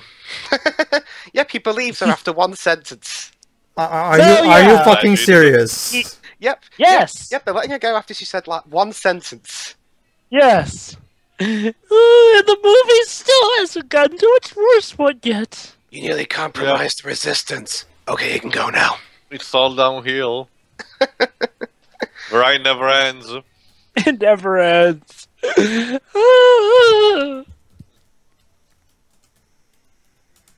Oh God, I think I must be the as grumpy well. military man.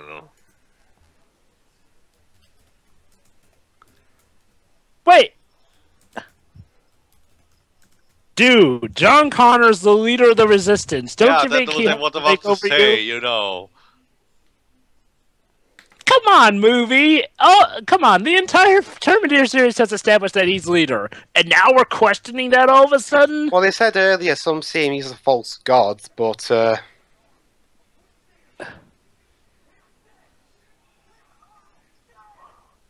I'm acting. So, what happened? Okay. and John Connor is fired. Yeah. But he's the boss. How can he... But they just ignore. But like the writers, they're ignoring that last part. Never happened.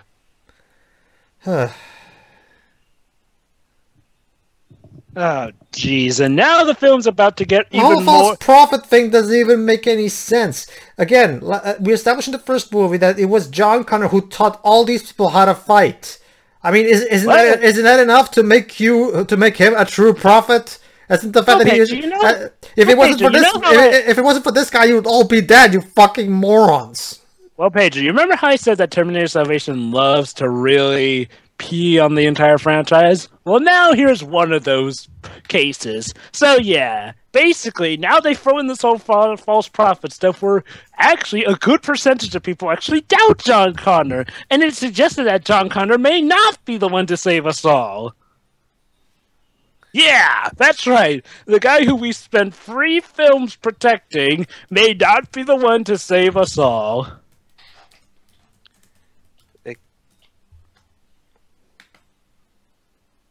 Okay, guys, I can ask you a question. Go ahead. What? Yes.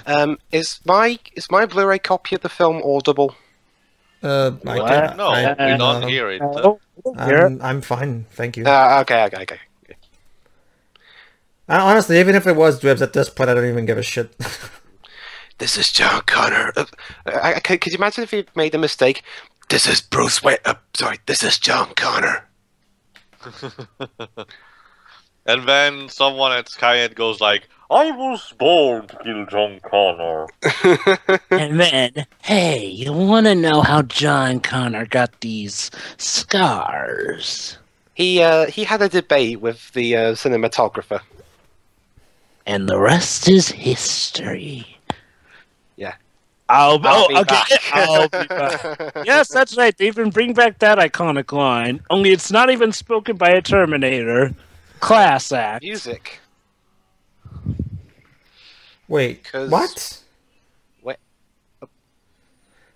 Basically, they're luring. They're luring the With music. Yeah. It's a Terminator that can turn into a motorcycle. I think the Terminator is the motorcycle. Before. They go. Yeah. And they're gonna foil it with rope. Yeah, that's right.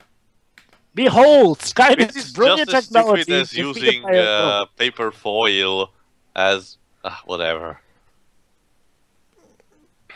And now he's gonna ride it.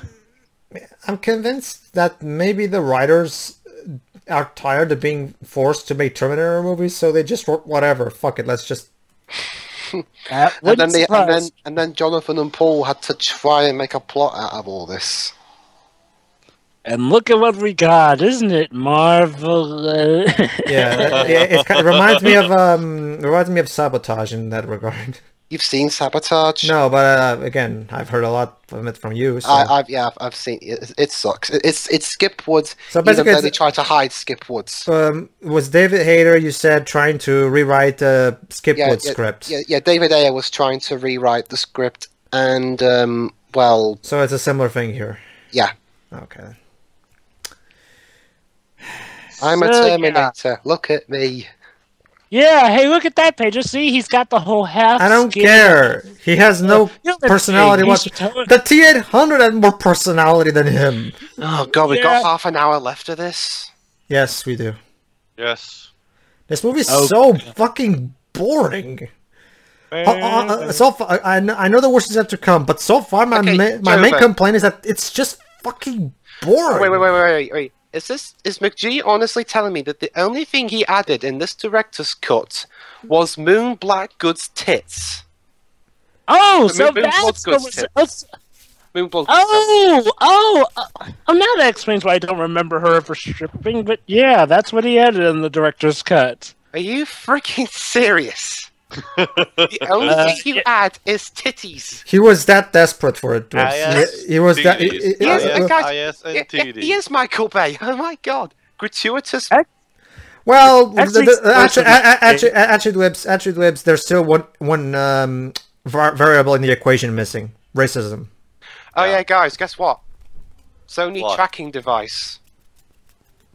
This is a Sony-funded film. This is a Sony-funded film. Yeah, this is a Sony-funded film. I'm sorry. I'm actually surprised that Terminator is not using a PlayStation 3. Yes. In the post-apocalyptic future, Sony is branding tracking devices. Yeah. Hey, it's just like Chappie, where Sony technology helps save the day. PS4s. Yeah, believe it or not, to you and Chappie, a PS4 saved the heroes. We're not kidding, Theo. That actually happened. Yes. Sony Even better, how saved today. Yeah. So it's kind of like the Kinect revealing the presence of a ghost in Paranormal Activity 3. Yeah. Holding cells. Oh, even better. That PS4 somehow held someone's data consciousness. Help bring someone back to life too. Well, again, going back to what I was saying, though. Remember, Dwebs,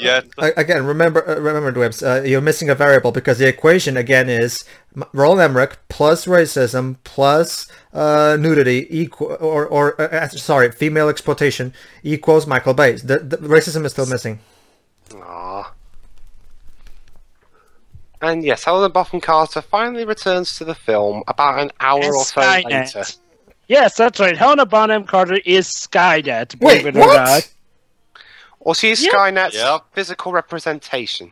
But that makes no sense. How the hell did Skynet manage to physically manifest itself? Not to mention it was before the war. Well, it's a hologram. But that was before. Wait! You told me that first scene when Sam Worthington was in the dungeon was before the war, right? Before Skynet became sentient. A year before. Well, but in that case, Skynet shouldn't even exist or be able to, project himself somehow. I guess they bought the rights to use her likeness. I guess. But that makes no sense. This makes no sense. Welcome to Terminator Salvation, Pedro. You're either bored or raped to death.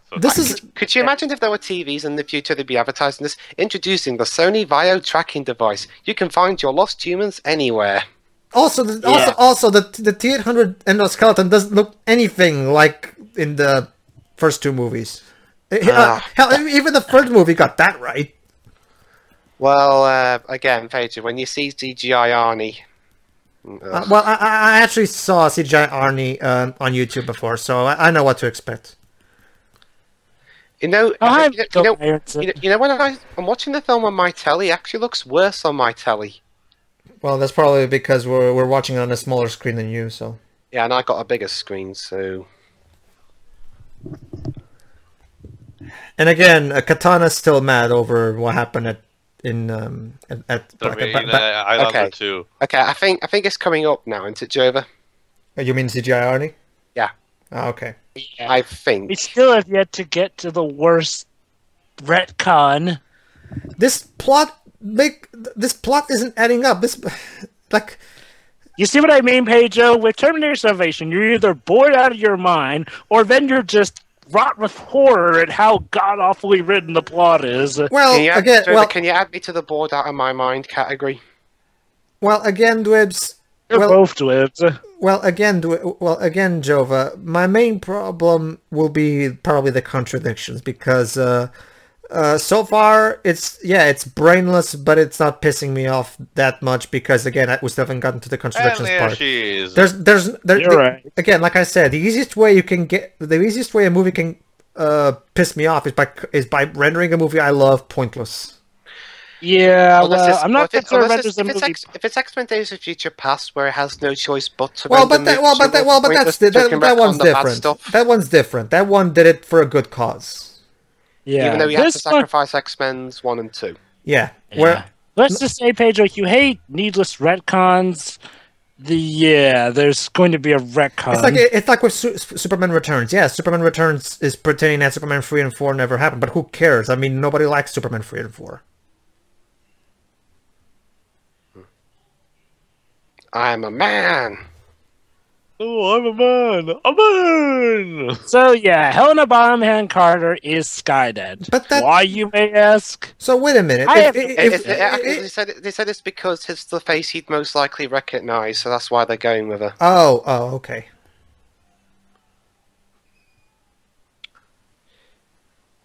Oh my god. So yeah, this is Skynet, Pedro. What do you think? No, Skynet should have just remained a mysterious, AI thing. It should not be given an actual face. Okay. Yep. That's one of the things they retcon. Skynet now has a form and everything. Well. To be fair, Joe, but this isn't contradicting anything specifically. It's just. We were never told in the first two movies what Skynet looked like or how exactly its Skynet worked technically. So technically, this isn't actually contradicting anything. It's just pulling something stupid. But that's not what I was talking about when I said that there's a retcon to come. Okay, fine. I'll pay attention.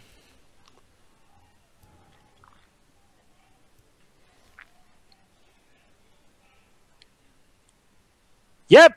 Wait, the Resistance that'll be Terminator? What? Terminated.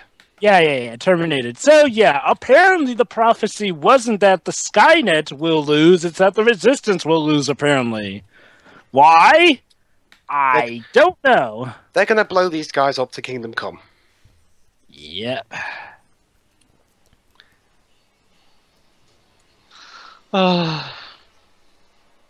At the actual Again, don't you love how this can look worse than either 1984, 1991, or 2003? Yeah. So yeah, Pedro, retcon number one. The only move again. Here's what you should do, Dwebs. Check out Life of Pi, because throughout most of Life of Pi, the tiger is actually CGI. But the great thing is that they actually managed to pull off a convincing CGI tiger. They even talk about in the behind-the-scenes features how they spent a long time comparing footage between real tiger and their actual CGI tiger to make sure they got it as close as they possibly could. Oh, look, Sam Worthington trying to act. Oh, so wonderful. yeah, Pedro, retcon number one. You remember that whole prophecy about John Connor and the Resistance winning over Skynet, and that being the reason Skynet sent all the Terminators after John Connor? Yeah. Well, apparently no. It was all a big fake out and basically a ploy. So basically, them sending back Terminators was all just an act to convince them that they were going to win. Here we go. Oh, wait. Let me guess. They sent the Terminators back so that, because... Actually, here it comes. Okay. CGI Arnie, okay. Yeah, okay. There. Da-da. Da-da. Da-da-dun-da-dun. Oh my god. Oh, Arnold, you look younger. God damn it, Much Arnie. younger. God damn Big it. Governor of California had me. I'll say. Well, considering and also, I'll be fair. Remember how the the Terminators just killed the person in front of them, but not these ones. They just throw them around everywhere. Yeah, I'll give it some credit. I'll give it some credit. Okay, why is Sam Worthington even chucking at this? He has no reason to care about him. He doesn't even know him. Because Sam Worthington wants to be human. He believes himself human as opposed to a machine. He tries to do the whole Pinocchio thing, but badly. Okay, wait a minute. What side is Skynet on exactly? I don't get this. Its own. Basically, Pedro, Skynet's only been sending the Terminators back just as a ploy to fool them into thinking that Skynet believes it will lose, whereas apparently the prophecy is really that Skynet will win. Which means that the future still isn't set in stone, but yeah, apparently it's looking like Skynet will win. Okay, I appreciate you for trying to retcon that bullshit from Terminator 3, but you're just replacing something terrible with something even more horrible. Sorry, what were they? So how do you like that, retconning Pedro? Now from even Terminator Terminator 3? 1 is made pointless now. I'm sorry, what is it, Wibbs? Sorry, what were they retconning from Terminator 3? Okay, and remember in Terminator 3 how they threw away the whole "the future's not set" thing? Well, according to Jova, now they're actually retconning that again. Turns out the future is not set after all. Okay, I appreciate you trying to retcon that stupid shit, but you're just replacing this stupid shit with a shit that's even stupider. Yep, they made even Terminator 1 pointless. Thank you, movie, just thank you. Yeah. So basically, the entire franchise has no meaning now. Yep, and we have Terminator Salvation to thank for that. Thank you. And believe it or not, we still have yet to get to the one more retcon. Yep. Are you talking about the retcon that never happened? No. I'm talking about the retcon concerning Kyle Reese. Oh joy! Oh, Lord, I just can't wait. I Wonder forgot. if I should data Again, Jova, I was too bored by this film to notice any retcons. And now, thanks to me, you're noticing them. Yes, thank you, Jova. I'm not quite sure. Well, look at it this way, Liz. At least that way you'll be able to formulate your proper final thoughts regarding all things and shit. Mm-hmm. And now John Connor finally meets his father, Kyle Reese. Hey, this is a director's cut, so Wait. he's got no excuse. Wait, that's Kyle Reese? Yep. Yes. Yeah, we just said. Yes. We just said He's that. younger than John. Oh wait, I must have missed it. That guy doesn't even look the least thing like Kyle Reese. Their excuse is that he's a lot younger here. They even said But in the that film makes he'll no be sense. In the first Terminator movie, he was sent with the age he had in Terminator 1. Okay? I realized that they couldn't get Michael Biehn because by this point he was too old for that. I get that. But couldn't you get someone who at least looked the part? Apparently we have to wait a few years before they're sending him back yet. Well, yeah, I mean, and now in Genesis they got Jai Courtney because, well. Oh my god. So yeah, I think you can see why Genesis was made. Well, Genesis, from what I could tell from the trailer, is retconning even more shit. Okay, I have a new name for this franchise. Retcon the franchise. Let's see how much things we can retcon over and over. Okay. That inevitable reaction video we're going to do to Genesis is going to be so fun. I'll take Jupiter sending over this any fucking day. Jesus. No, so, hey, Jova, do you want to do a reactions video when all of us have seen the film? You mean Jupiter sending? No, of Terminator Genesis. Oh, that, yeah, sure. Oh, sure. Yeah. I'm planning on watching the film when it comes out. Me too. Okay, when does that movie come out? For you lot in America, July the 1st. For us lot in the UK, July the 2nd. Yeah. As for me, it's apparently this week for me. Let me check.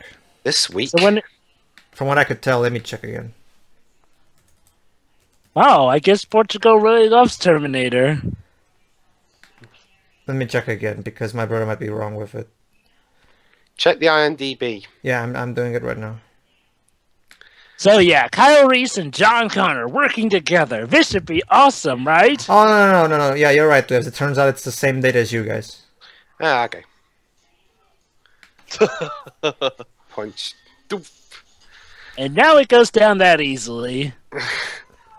Okay, question. What the hell is the point of the little girl? She absolutely did jack shit She's in this. mute.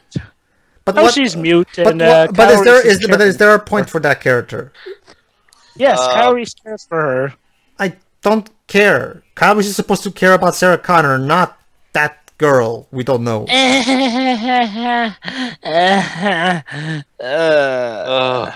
paid. Wait. Let me guess. The reason Kyle Reese volunteered in the first movie to, it was because he fell in love with Sarah after memorizing the photograph that John gave him. But let me guess. In here, he doesn't actually want to be sent. He actually doesn't. Can I tell him now? Might as No, well. no, he Might needs as to well. Did I call it? No. But you're really onto something. Okay. Okay. Concerning. Come on, we gotta get past incredibly dull Terminator chase.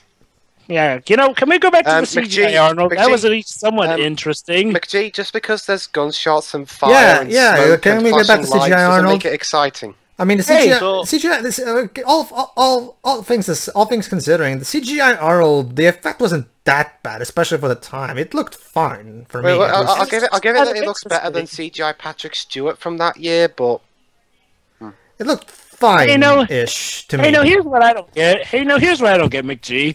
Okay, you go for all the loops and hoops just to get a CGI. I got it, Pips. I got it, Pips. Hold on. Let me finish. Basically, McGee, you idiot. You get Arnold Schwarzenegger's likeness, you get the approval to use him, and yet you only use him for like a few seconds. What the heck? What are you gonna say, Pedro? I figured it out, Pips. That's where all the budget went. It went into the CGI Arnie. That's why he looks so much better in comparison to everything else. So they paid him, like, let's say $100 million out of the $200 million budget to make CGI Arnie. And the rest of the 100 million was the actual effect. So yeah, now we have a Terminator versus Terminator duel. Again, why are these Terminators just throwing them into pillars and all that? Just kill them. Because these Terminators don't have sharp blades, I guess. But no, they can use their strength. Yes, they can. As we've again, me and Dwip saw Terminators 1 and 2. He knows this shit. So me too. Just use your strength, your metal. Just squish them. But no, let's just chuck them around everywhere because we can. I'm getting the feeling that this movie wasn't made for us Terminator fans. It's like this movie was made for people who hate Terminator. Seriously. Yeah. Yeah, because if there's one thing I missed in Terminator is people throwing people into stuff. I still stand by my by what I say that Terminator 2 is one of the greatest films ever made. I agree. Oh no, Marcus is down. Vital signs negative. Oh no. If only I cared about him. Sam Worthington is dead. Now they're tracking John Connor. Yeah. Come on, movie. Don't even act like tracking John Connor means anything. Now you're doing the red vision. It only took us 110 minutes. I mean. It only took us 100 minutes to do it. Yeah, 10 minutes before finishing it. Quick, get to the chopper! Again, Dwebs, it goes back to my main argument. Jupiter Singh was at least bad on its own. This is not only bad on its own, it's also destroying any shred of credibility this franchise had left. Yeah. But wait, we still have another conflict to go through. Hey, Paige, remember this scene from Terminator 2? Great. So now they're ripping off Terminator 2. Wonderful. Yeah. Wonderful. Great. And yeah, then including the whole Terminator imitates someone's voice thing. Yeah. Yep. Classic. You know, John, you fell for the same trick twice. Once, shame on you. Fool me twice. Terminator days. Your days on this earth are terminated. Wow, you are really lousy. Oh, okay, I get it. Oh, that was the point. Okay, then. Well, at least you learned one thing from Terminator 2. They're susceptible to molten things. Melted steel. Yeah, melted steel. That's so metal. Wait, what? What? Yeah, that's what apparently the T-800 is. Bullshit! Bullshit! Yeah. No, he should be fucking melting right now. I guess the T-800 was but they're gonna do the whole Fantastic Four. Yeah, I was going to say that it's identical to what they did in Fantastic Four. Yep. Freeze them. Do it. Just do it. Did they just rip off Island of the Source? Really? Well, this came out. Actually, no, it came out after the Source. Yeah. Because basically, there's one line. Don't worry, this isn't a spoiler. Out of context, it means nothing. Basically, there's one line in a similar situation in Sign of the Source where one guy goes, "Do it, you immortal fuck!" Like they literally just ripped off of all the movies you chose to rip off. You rip off Sign of the Source. Oh yeah, really? so now John Connor's high metal CPR by using your elbow. Well, he is made out of metal, so.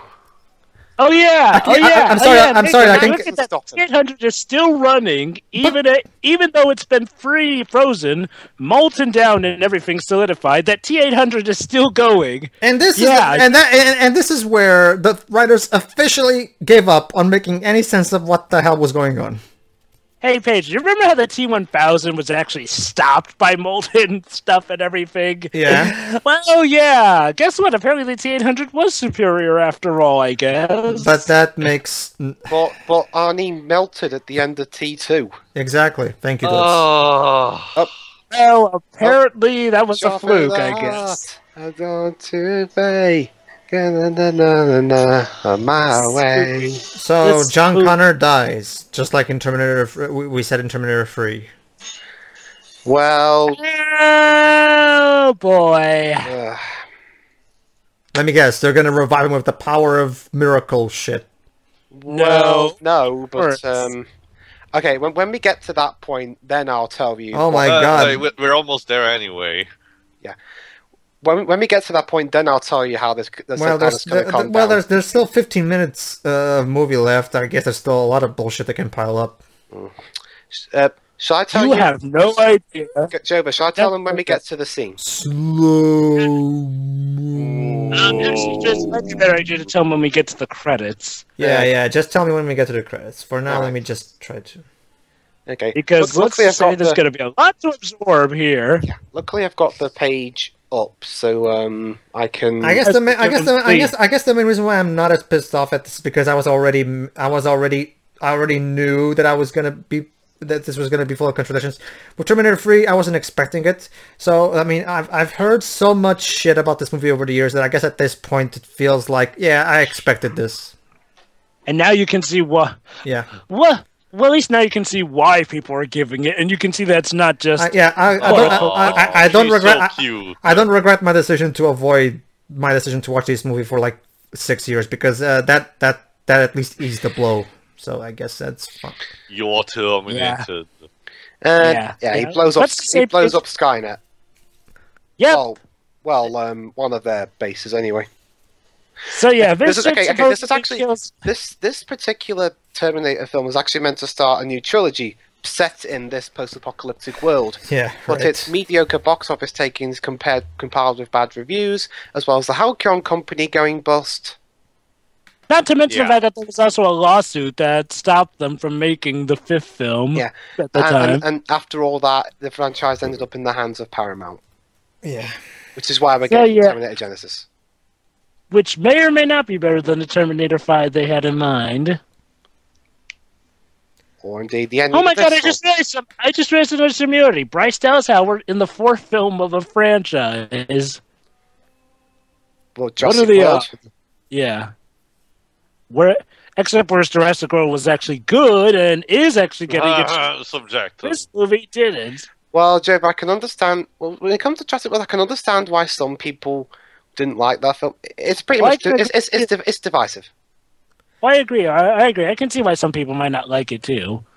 But anyway, back to John Connor is dying. It depends on how much suspension of disbelief you're willing to have. Anyway. Yeah, like me, I enjoyed I'm just gonna say it. Running Man with margaritas. Let me guess. Let me guess. Touch me, father.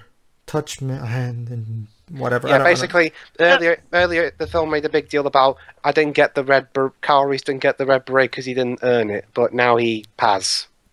Yep, you see. Even though he didn't do anything. That's right. Basically, hey, you're my father. I am your father. And even worse, Pedro, guess what? Apparently, it's going to turn out that, well, you know how you said about how you guessed that Kyle Reese didn't want to go back in the first place? Yeah. Well, you're kind of right. It turns out he never really loved Sarah Connor.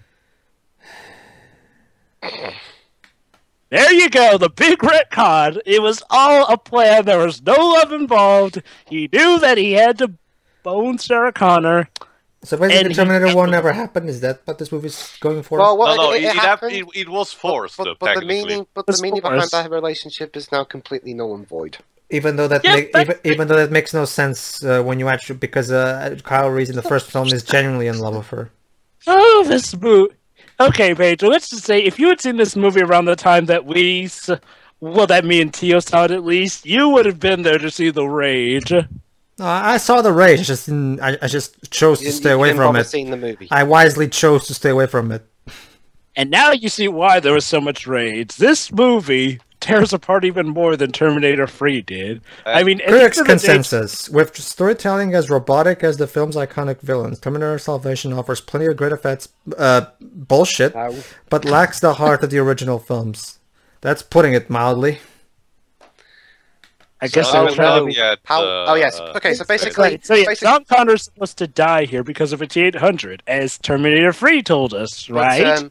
But guess what? Because his heart got stabbed through, they're going to replace his heart with Sam Worthington's. Yep, with Marcus's, the cyborgs. You see, this will reveal that not all Skynet bots are bad. If maybe we can understand them. If a lot of the people love machine and love each other, the world will be a better place to live. Oh God, this movie. I wish I was watching The Room. Okay, Jova, considering the film's pretty much... John Connor. Hold on. Wait till... Can I be the one to tell him? Go ahead. Yeah, of course, but we're not quite there yet. Should we wait till we get to the credits then? Yeah. Oh, by the way, make sure to give him a link that shows the concepts and everything. Yes. He needs to see it. How one. So basically, the entire purpose of this movie was to rape the franchise and kill it. Basically, and they're supposed to get 2 more films set in this timeline, but basically, this movie literally accomplished nothing aside from killing any kind of dignity this franchise had left. You know, here's what I don't get. What was the point of making... Yeah. I'm sure Stan Winston is rolling in his fucking grave right now. Jesus Christ. And Joseph R. Quebec Sr. Yeah. I'm sure Stan Winston would have loved to would have loved to see his film on this piece, his name on this piece of shit. Let me answer Joe first. Stan Winston was the special effects guy from the first 3 movies. Okay, Pedro. You're not going to believe this. Okay, there were 2. Okay, there were 2 to 3 different endings this film would have had. Mm-hmm. The first one. Okay. The first one. I'm reading it off the TV tropes page. In a proposed ending, John Connor would die from his injuries, and Marcus and Kate decide to honor his memory by letting General John Connor be a legend via Marcus assuming Connor's identity. Yep, that's right. They were going to put John Connor's skin on Marcus. What? Yep. And would you like to hear the second? So that's how they were going to plan to build up to Genesis, then. Would you like to hear the second alternate ending now? Sure, go ahead. And this is one that has a link. I'll put the link on here, but don't click on it until I tell you what it is. Sure. Okay. Second alternate ending. Marcus, who had Connor's skin surgically grafted to his own so he can continue leading the resistance. Basically, he then woke up, he turned evil all of a sudden and killed everyone in the room, including Kyle, Starr, Kate, and Barnes. So yeah, they would have killed Kyle Reese. So like I said, they literally want to kill everything this franchise has ever been. Yep. Yeah, literally, would have made him turn evil all of a sudden and kill everyone in the room. Yeah, because and now, Pedro, you can go and check the concept. All right, clicking on it right now. Oh, and also, there was also the third act was originally supposed to be different as well. Scene description. An entirely different third act was written featuring a group of hybrids led by a cyborg Serena Kogan, Helena Bonham Carter's character, revealing themselves as controlling Skynet in order to create a new superior mankind. Some scenes were shot and are contained in the DVD. The production team ended eliminating the storyline and reshooting the act because it was felt as too derivative and out of character with the franchise. So yeah, that's right, Pedro. Originally, Skynet was supposed to be revealed to be being controlled by a bunch of cyborgs. And Helena Bonham Carter. Oh. Yeah. So, yeah. There we go. That was Terminator Salvation, director's cut. Brain not responding, abort, retry, fail. Okay, okay. Let's start with Jova's thoughts first of all. Oh, good. I've been waiting to commentate on this stupid film. I've hated it. Well, everybody does, so... No, but what's to say, if hate were an energy, my hate for this could power the world for the next 3,000 billion years. But yeah, let's go into specifics. Whereas Terminator 3 just had one big stupid retcon, this movie has several retcons, in numerous contradictions, and, have I mentioned the fact that it came and stayed consistent within its own writing field? I mean, seriously, it's like they go out of their way to retcon stuff. Now, I can understand them retconning Terminator 3, even though, as Pedro has made it known, that still doesn't fudging work. And yeah, can I talk about how I hate the plot point about, how now we should care for Skynet bots, especially ones like the Cyborg Marcus? Played by Sam Worthington, of all people. Yeah, because, look, I get what you were doing with, the Terminator and Terminator 2, making him seem human, and that worked out. But here? Jeez, it's like they tried to do that, but make it 10 times less subtle. It's like, okay, we get it. He's partially human, but you're seriously going to make the people who have their doubts about, a guy who could very well be connected to Skynet, and it's shown later that, yes, he is connected to Skynet, to maybe be a bad guy. Even if he is partially human. But yeah, I mean, story structure is a complete joke. And those retcons attack the entire franchise. They make it that apparently hunting John Connor had absolutely no point. It was all just a big fake out. Apparently Skynet is supposed to win the war. Oh yeah, and also, apparently, Kyle Reese never loved Sarah Connor. Oh, movie. Thank you. Thank you. By the way, the music is okay. There's some good and great tracks, but... Good. I don't remember a single cue from this. It's not really, Jova. A song at the beginning of the credits scene, and also a song at the opening. Like I keep repeating, Denny Elfman is at his best when he's composing for a Tim Burton film. Yeah, I mean... Or something like a Tim Burton film. To be fair, Danny Elfman could have done way worse at this film, and I find it, at worst, okay, I guess. And honestly, the music is far from the worst thing in this movie. I mean, heck, if anything, at this rate, it feels like a godsend compared to every other aspect of this movie. The acting is... crap. Directed horribly. And yeah, the story sucks, sucks! Okay. Ow. You go next, since you also saw the film. It's diabolically genius, how a series that always promoted the idea of the fact that history can be, your destiny can be changed, actually inverted that message for the wrong part. From the first movie, they started building up the previous being that, sure, the machines are standing back in time, Terminators to prevent humans' victory. But the message is humans can still change on their own and still result victorious. But from all these movies shown, starting also from Terminator 3, is that ultimately is the machine that managed to change their destiny. Yeah! And apparently John Connor doesn't die because a machine helped us. Yeah, if it wasn't for one of the alternate endings, John Connor would have died, and the machines will. John Connor died. Returns of Skynet. Ho ho ho ho ho. That's it. Can I go next? Sure. Okay. Well, when I first saw this film about a week ago, I was just bored out of my mind because it just dragged, and the bad, lifeless at times performances certainly weren't helping.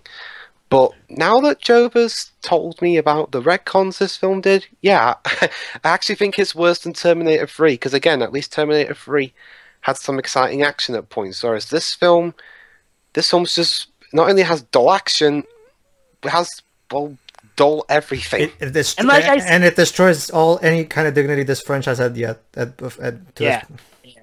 Yeah. I mean, heck, as bad as Terminator 3 got, at least that, I mean, I can technically see why Terminator 3 is considered a good film, because, honestly, retcon aside, there's nothing really too wrong with that movie. But this movie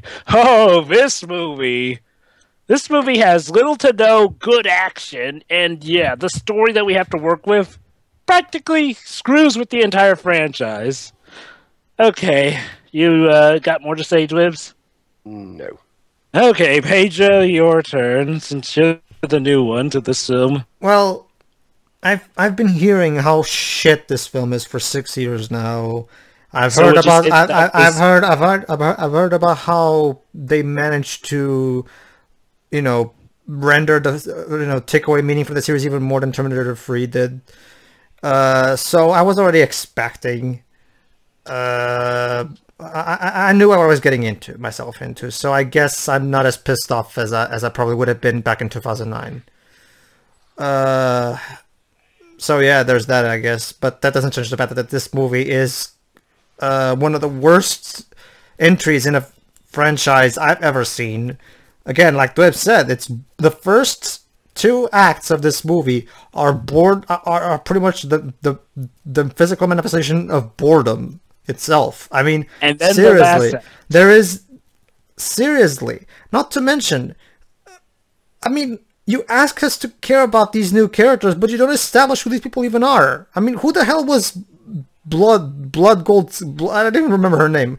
Who the hell was the new woman's character? I mean, Blood. Oh my God, you're right. We never even saw her at the end. Now that I think about it, did we even? I don't even know her name. Like, she's a Blair Williams, even though her her real life name is Moonblood, or whatever. None of these characters have any sort of personality whatsoever. They're like Rotten Tomatoes says, they're just as robotic as the machines.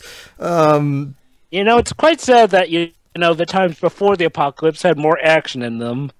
I'll say this: I enjoyed the Matrix sequels better than I did this, because at least the Matrix, because at least with the Matrix sequels, I got to see some nice effects here and there, and it wasn't. They were and the music, and despite the stupid bullshit of the Matrix, well, then again, I didn't even like the first one movie that much, but that's another story altogether.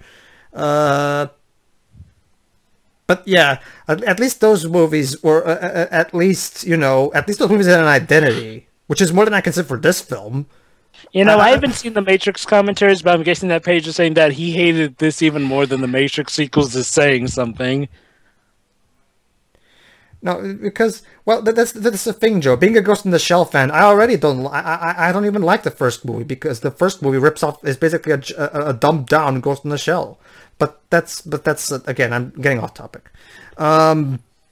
Yeah, this movie fucking sucks, and yeah, the third act is basically retcon hell. I mean, Jesus Christ. They retconned more in that third act than Terminator 3 did in this entire runtime. I know. It's seriously. Yeah. I guess there's one positive thing I can say about this movie. It made me appreciate Terminator 3 more. Like, it's kind of like that stupid woman who believes the moon is fake made me appreciate Josh Feuerstein more. Thank you, Josh, for not being as stupid as this bitch, at least. Yeah, thank you, Terminator 3, for not retconning nearly as much as Terminator Salvation did. Okay, so is that it? I think that's pretty much it. What else can you say? I mean, everybody already hates this movie anyway. So okay, so that was Terminator Salvation. Good night, folks. See you, everybody. Yeah.